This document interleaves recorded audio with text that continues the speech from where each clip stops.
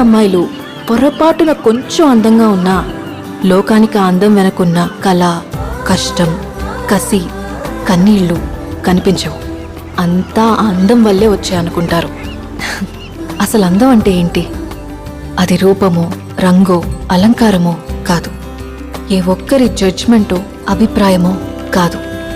ఒక కవి వర్ణనో, చిత్రకారుడి బొమ్మో కాదు. మరేంటది?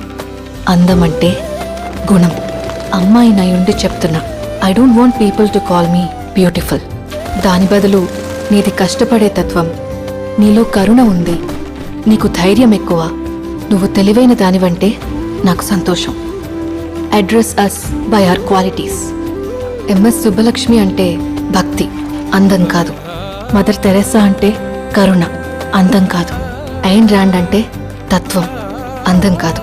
సరస్వతి అంటే విద్య, దుర్గా అంటే